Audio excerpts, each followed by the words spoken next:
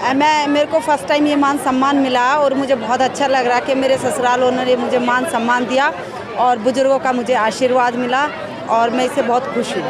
तो बच्चों को क्या प्रेरणा दी आज जो आपके सामने बैठे थे उनके लिए, क्या खास बात रही? खास बात ये है कि बच्चों को मुझे थोड़ा सा कहीं किसी कोने में दुख भी हो रहा है कि भाई इतना गांव के नज़दीक इतना बड़ा स्कूल है और इतनी इनके पास जगह है, तो मैं गांव वालों से यही कहना चाहूँगी, मतलब रिक्वेस्ट करना चाहूँगी कि हॉकी की फील्ड या कोई भी स्पोर्ट्स की फील्ड बनाओ ताकि बच्चे पढ़ाई के साथ साथ खेल भी कर सकें और इनके पास सारी सुविधाएँ आ जाएंगी।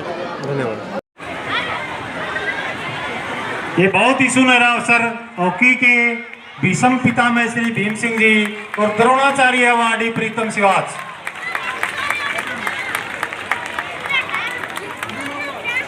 संजय जी, प्रीतम जियों के रियल जेठ है संजय जी, वो भी आ जाएं।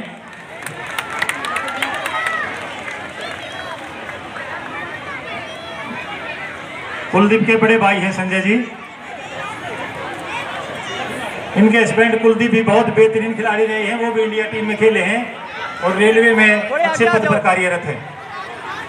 श्री हजूर सिंह जी, शॉल वहीं रखा है रेड कलर का, ये नहीं, ये तो इनका है, दूसरा हो रहा है।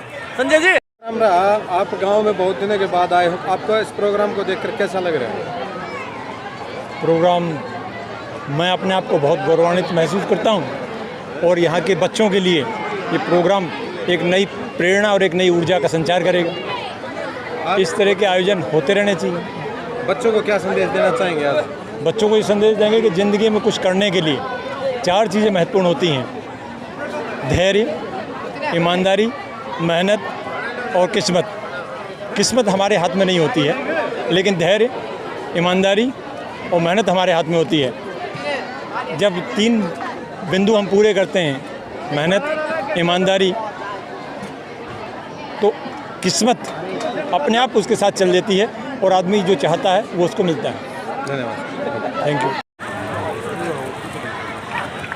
Shri Umed Singh x MLA, Shri Amit Kumar x को ट्रॉफी भेंट करते हुए।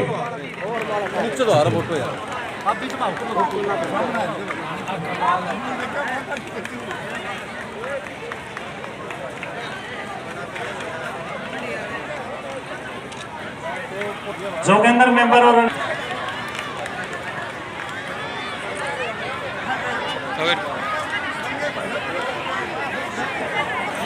साइड में करवाओ, साइड में। और जोगेंद्र मेंबर सम्मानित करते हुए। प्रेम है कि प्रेम स्नो ब्राह्मकर।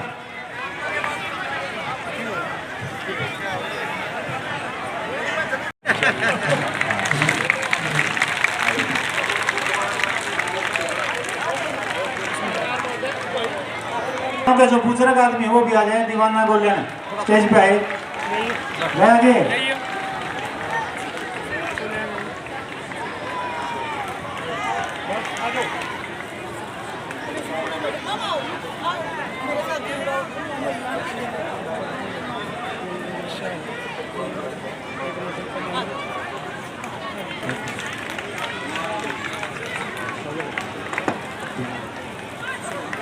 सुशीला एक शॉल भेंट करके सम्मानित करते हुए।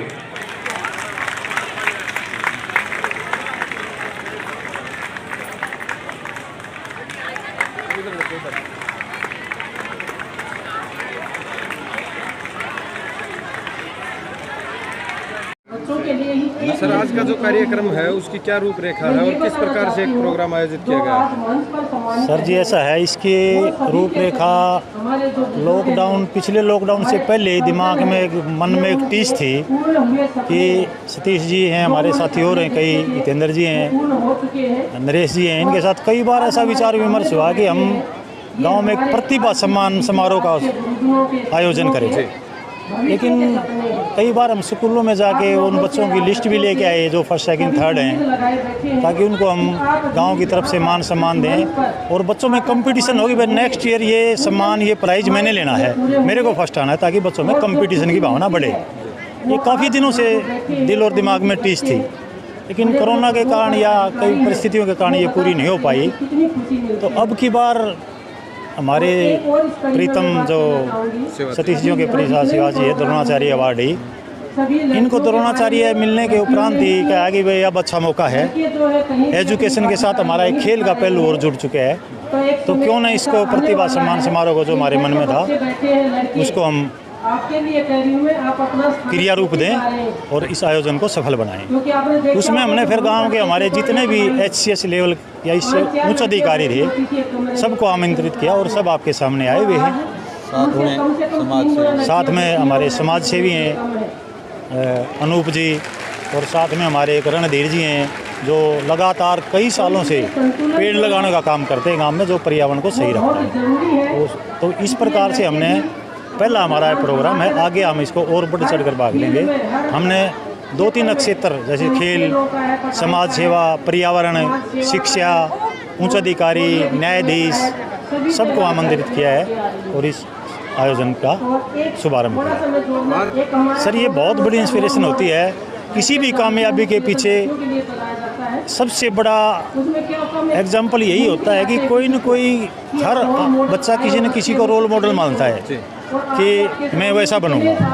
तो यहाँ बुलाने का हमारे जो अधिकारी का हमारा मेन मकसद यही है कि सामने जो बच्चे बैठे हैं वो किसी न किसी को अपना रोल मॉडल बनाएं और उनके बात में दिल में दिमाग में कोई बात क्लिक करे कि मेरे को प्रीतम बनना है, मेरे को जज बनना है, मेरे को HCS बनना है। इसका मेन मकसद यही है, क्योंकि हर जैसे हमारे मनोज शिवाजी हैं, इन्होंने MDU में एडमिशन लिया तो नीचे नारे लग रहे थे। इन्होंने ऊपर से देखा कि ये नारे कैसे लग रहे हैं, बोला यूनिवर्सिटी प्रधान आया हुआ है, ये पढ़ाई में बहुत इंटेलिजेंट थे। इनके मन में वहीं टीस बैठ गई कि एक दिन प्रधान मेरे को भी बनना है, तो ये यूनिवर्सिटी के प्रेसिडेंट बने। तो इस हर सफलता के पीछे कोई न कोई बच्चे की आंतरिक प्रेरणा का मोटिवेशन या उसके सामने एक आदर्श वो काम करता है। खत्म होने वाली है रामलीला, ठीक है। बाकी मैं आपको ये बताऊंगी कि सब स्पेशल बेटियों को बताना चाहूँगी, अपनी बहनों को ये बताना चाहूँगी कि आपको बेटा कोई भी फील्ड हो, इतना काम करना कि आप देश में सबसे आगे जा सको, चाहे खेल हो चाहे पढ़ाई हो। आपका कोई है खुद लड़ी है, थोड़ा सा भाई साहब ने चेंज किया। मेरा 7 महीने का बेटा था और शादी के बाद मैंने वापसी की थी, मेरी बड़ी इच्छा थी खेलने की।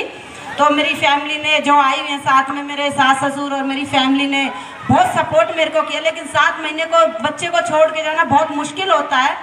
लेकिन लोगों ने मुझे बोला कैसी लेडीज़ है, कैसी माँ है, कैसी बहू है, बहुत लोगों ने बोला, लेकिन मैंने किसी की नहीं सुनी। फिर भी मैंने टूर्नामेंट में पार्टिसिपेट किया और मैं गोल्ड लेके आई। तो मेरा मतलब ये नहीं मैं अपने लिए आपको बता, मैं आपको बता रही कि आपको अब आगे कुछ करना है। अभी मैं गाँव में आई, मैंने देखा कि इतना ग्राउंड आपके पास बड़ा, शायद मेरे पास इतना बड़ा ग्राउंड नहीं है सोनीपत में, और आप यहाँ पे एक अच्छा प्लेग्राउंड गांव वाले बना सकते हो हॉकी का, और लड़कियों की टीम खड़ी कर सकते हो जिसमें अपना भी मैं समय लगा सकती हूँ और आपको इक्विपमेंट्स वगैरह दे सकती हूँ। मेरी बड़ी दिली इच्छा है कि यहाँ पे हॉकी की टीम खड़ी है। मैंने देखा इतनी टैलेंटेड और इतनी तगड़ी लड़कियाँ मेरे पास नहीं है। आज जो मेरी लड़कियाँ 3 ओलंपिक्स में खेली है, उनकी हाइट 5 फुट की है एक लड़की की हाइट, और मेरे को इतनी तगड़ी लड़कियाँ मुझे मिल जाए तो शायद ओलंपिक में मेडल भी हम ला सकते हैं। और मैं आप सभी को ये बताना चाहूँगी, आज मेरे गांव में ससुराल में मुझे आज लगा कि मैं ससुराल में आई हूँ, मेरा पहली बार ये सम्मान हुआ। तो सारे गांव वालों को धन्यवाद करती हूँ कि आप लोगों ने इतना अच्छा मेरा मान सम्मान किया, और आगे भी ऐसे ही करते रहना। और जिस भी बच्चे को स्पोर्ट्स की किट या जो भी इक्विपमेंट्स चाहिएगा, जो हॉकी टीम बनाएगा, वो मेरी तरफ से फ्री रहेगा स्कूल में, ये मैं आप लोग को वादा करती हूँ। जय हिंद, जय भारत। आज के कार्यक्रम के बारे में बताएं। आज के कार्यक्रम जैसा राजपाल भाई साहब ने बताया कि बच्चों को स्पेशली तो यही था कि बच्चे इंस्पायर हों, और इनको देख के हर साल कोई एक बच्चा भी ये ठाने के मेरे को ज़िंदगी में इन्हीं जैसा बनना है, तो हमारे समाज में सुधार आने की पूरी गुंजाइश रहती है। और समाज सुधार इन्हीं व्यक्तियों के सामाजिक कार्यों से होता है। ये लोग ये अपने बच्चों के लिए साथ साथ समाज के बच्चों के लिए आइडियल होते हैं। अब बच्चा इनको अपना आइडियल मान के और समाज में आगे बढ़े और इन जैसा बन जाए। जैसे मैं आपको एक उदाहरण दूंगा, मैं एक इंटरव्यू सुन रहा था रोहित शर्मा का। रोहित शर्मा कहता है कि मैं जब 9 साल का था, लंका और पाकिस्तान इंडिया का मैच था सेमीफाइनल, और इंडिया वो मैच हार गया, तो उसने कहा कि मेरा उसी टाइम ये मन किया कि मैं क्रिकेटर बनूं और मैं भी लंका को सेमीफाइनल में ज़रूर हराऊं, भारत चैंपियन बने, और आज वो विश्व के बहुत बड़े प्लेयर हैं। तो ये इंस्पिरेशन इसी प्रकार से आता है। कोई सचिन को देख के इंस्पायर हो रहा है कि मैं सचिन जैसा बनूं। लोगों की बाद में तुलना भी की जाती है, विराट और सचिन की तुलना की जाती है कि वो उस जैसा बने, उसी के साथ खेले। और ऐसा भी होता है कि कई बार कि जो अपना आइडियल होता है वो उसी के साथ खेलता भी है, उसी के साथ समाज सेवा भी करता है, दोनों को साथ काम करने का मौका मिलता है। तो मेन तो यही है कि जो प्रतिभाएं गांव में तो ये रहते नहीं हैं, गांव से बाहर ये रहते हैं, क्योंकि भाई इनका कार्य क्षेत्र गांव से बाहर है। तो गांव के बच्चे भी इंस्पायर हों और इन जैसा बनने की कोशिश करें ताकि आके हम इनका भी सम्मान समारोह करें। मेन मकसद यही था। बच्चा एक दिन उसने देखा आसमान में बुलंदियों पे एक बाज उड़ रहा था, तो वो मुर्गी के जो दूसरे बच्चे थे उनको बुला के लाया, देखो भाई वो कितनी ऊंचाई पे उड़ रहा है, होड़ करता है तू, वो तो हम पक्षियों का राजा है, उसकी बराबरी कोई नहीं कर सकता। कुछ महीने साल बाद वो बाज का बच्चा मर गया, तो कहानी खत्म हो गई। क्या कोई बता सकता है यहाँ बैठे बच्चों में से इस कहानी का मतलब क्या है? इस कहानी का सुनाने का उद्देश्य है कि इस दुनिया में बाज के बच्चे की तरह पैदा होते हैं, मर जाते हैं, अपने आप को नहीं पहचान पाते। बाज वो सब कुछ कर सकता था परंतु वो अपने आप को नहीं पहचान पाया। इसी तरह से तुम्हारे अंदर क्या प्रतिभा है, सबसे पहले उसको पहचानो। नहीं करती है मार्ग संगी अपने ही गांव में, इसी गांव में, संबल में। तुम्हारा दोष नहीं है, तुमने अपना काम किया, अपनी प्रतिभा दिखाई, तो सबसे पहले परिश्रम करो। इनको देख करके जो सम्मानित सदस्य बैठे हैं उनको देख करके ये अपने अंदर जज्बा पैदा करो कि हमें भी ऐसा बनना है। सबसे पहला काम है, देखिए एक छोटी सी कहानी बताता हूँ, छोटे बच्चे सभी ध्यान दें। मुर्गी के पैदा करें। ये जो हस्तियां यहाँ बैठी है, ये जिस भी मुकाम पर पहुंची है वहां अनायास अचानक यूं ही नहीं पहुंचा जाता। सतत अध्ययन